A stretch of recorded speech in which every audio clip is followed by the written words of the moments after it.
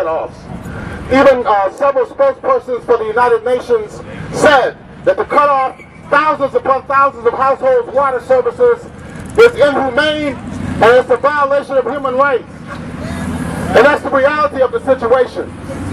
But at the same time, in order to get the water shut back on, and in order to stop the shutoffs, we have to build a movement in this city. There's no way around it. They're not going to turn people's water back on unless they're forced to do so. And that's what we have to be about here in the city of Detroit.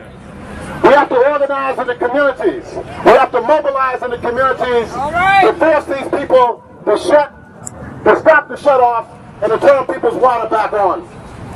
So that's why we're here today. This is the 8th consecutive week of Freedom Friday. And of course, we are going to be out here in the future.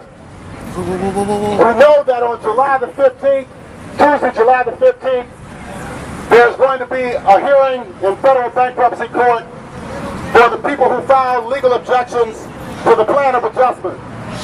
There were over 600 people who filed legal objections to the plan of adjustment. Brothers and sisters, that's unprecedented in regard to any other bankruptcy that's taking place around the country.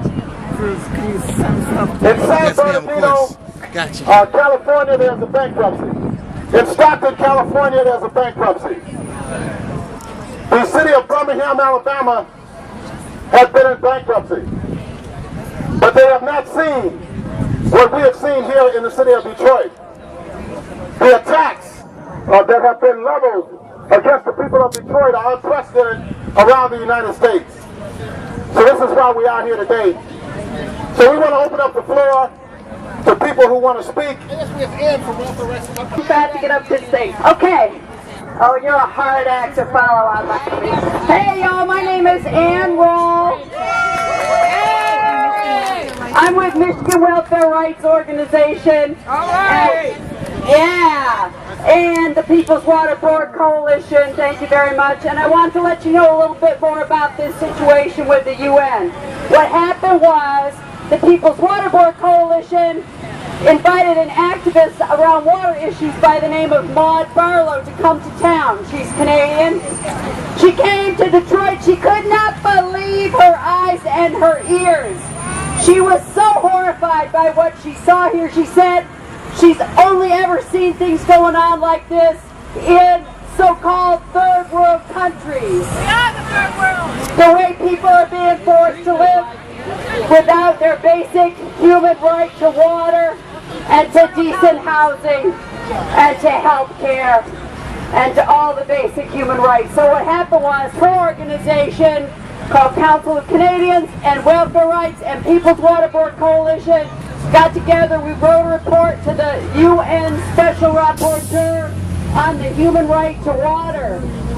And that Special Rapporteur came out with a report that said, yes, the city of Detroit is denying Detroiters their basic human right to safe drinking water and workable sewage systems. And it's a travesty, and it is a complete denial of people's human rights. And I want to tell you, this is what is working my absolute last nerve. Do you know what Sue McCormick, the director of the water department, said? What? That woman had the nerve to say that people have not been paying their water bills because they have, quote unquote, a behavioral problem. Yeah.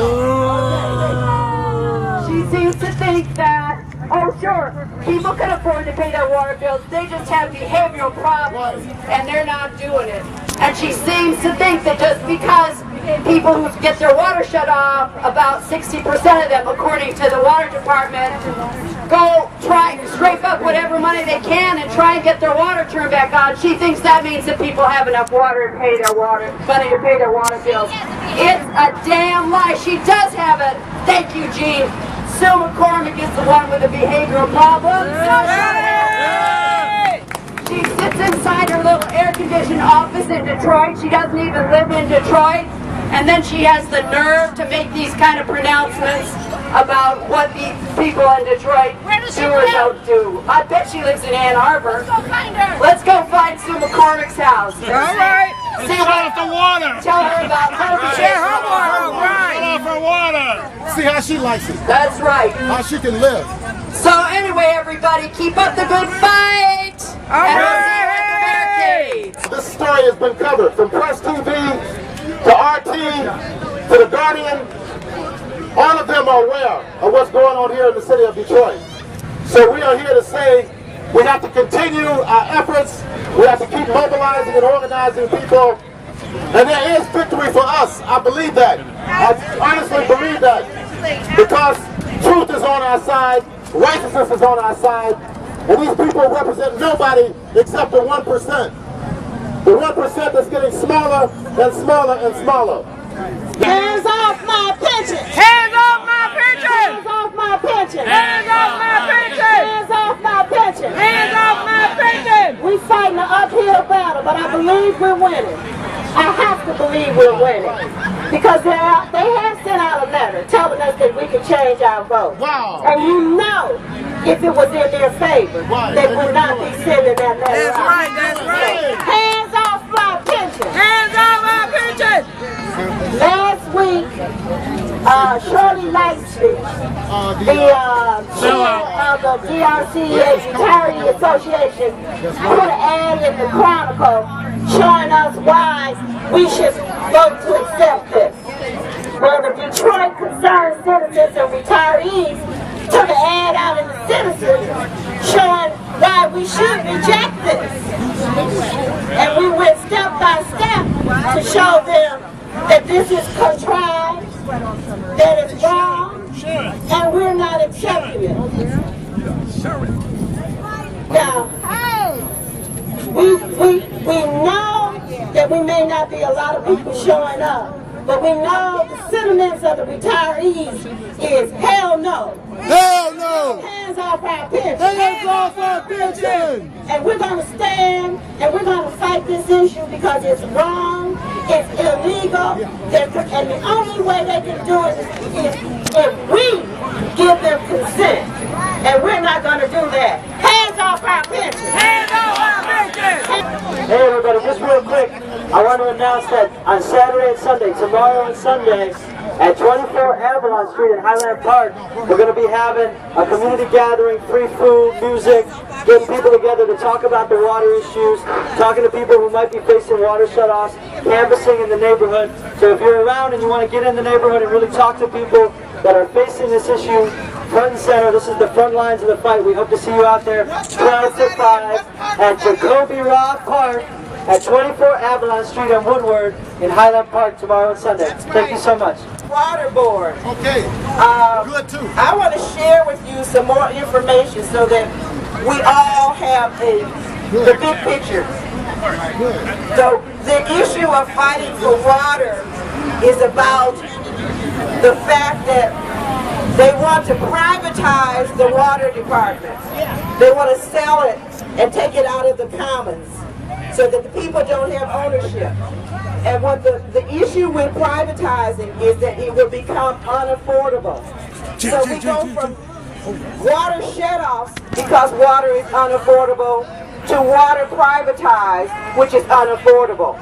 So we cannot let it end with shutoffs, turning the water back on, and who has control of the water is the bottom line. So understand that we have to fight the privatization of water. It's been proven all over the world that when it's privatized, the rates go up, and people who are poor cannot afford the water. Middle income people are not going to be able to afford the water. Water is the new oil. It is. So we have to understand that. And this fight is not going to be over until we keep the water under the people's control. If the water is a trust that we should be guaranteed, it's not supposed to be commodified. It's being commodified by bottled water. It's being commodified by this idea of taking over Detroit's water. You have to understand that there's a history that goes back to the swamps deal. It was an illegal dealing in which they encumbered the water department as an asset. And so part of taking away the asset is to prove that Detroit is bankrupt, but it is the taking away of the water adds to the bankruptcy. It's the banks that are bankrupting us now. That's right. It's not coming from Detroit's own solvency in terms of our resources. Hey, Kershie, my phone's They've dying. taken our bailout from us. They don't want us to have access to the Oh, we at water. Grand Circus Park. The river walk is gone. It's a state Grand Circus Park on state park now. right by Grub Pub So the Barbecue. state is taking everything away from us. Yep. So when Kevin Orr, through our She was here governor, right now. is turning off water, Yes. notice where they're turning off water. Okay, we at Grand and Circus how Park they're at doing the. it. The media is everybody's asking here. for Hurry up and people get to here right step now so you can forward get in and speak. and tell their story. But Come when on, you hurry, have your hurry. water shut off and you can't afford to pay, and you have your water shut off, when Ann was talking about the people paying their bill, we know of several people, at least a half a dozen people that I know who paid their bill are now threatened with being kicked out of evicted from their home because they didn't pay their rent. So people don't have, there's not the understanding and the compassion for what it means to be poor. Many people do not understand that survival causes you to have circumstances that you cannot control. Speak it to the world. Speak it to the world. Come on. So when the governor cut cash assistance, people don't have the same amount of money to manage, and they still have the same bills that are coming in and hiking them up. And it's a domino effect. So that you have to understand, some of these people live in houses where the landlord has not repaired the leaking faucets. So their water bill is higher because the landlord hasn't taken care of the decrepit housing that they live in. So if you don't understand what the circumstances of the individual people, and if you don't have a heart with compassion, and if you don't do the research, you know, at the water board meeting the other day, there was this comment made about people not hearing from the individuals where the water was turned off. It seems that if they had a water affordability plan, there would be enough communication to know the circumstances of the people in terms of why they cannot pay and how they're getting assistance. And they're not getting that kind of level of assistance that shows any level of compassion and concern for being able to have water as a human right at its minimum. And there's no reason why. We have enough water. 20% of the world's fresh water is here in our Michigan region. Right. And so we have enough water Plenty. to make sure that people have water. Most definitely. And this is all about profits. It is. Right. And when you look at the disparity in terms of who's not paying their bills, the banks that own this foreclosed property, Right. they owe money. Exactly. How come they aren't collecting that? Right. Right. The $5.1 million that they're paying to the contractors to shut off the water, how come they can use that $5.1 million to help the people who need to have water? Thank you. So there isn't a plan. So we need to put forth our people's plan, a people's plan that shows that we love each other and we care about people more than profits. We got to lift that up. And so we need to go out and continue to tell the story, because the bankruptcy is behind the water shutoffs. The water affordability is going to be a problem and continue if there's privatization. So it cannot end with shutoffs. It has to end with shutting off privatization. Right. We got to shut it off. All right. All right. All right.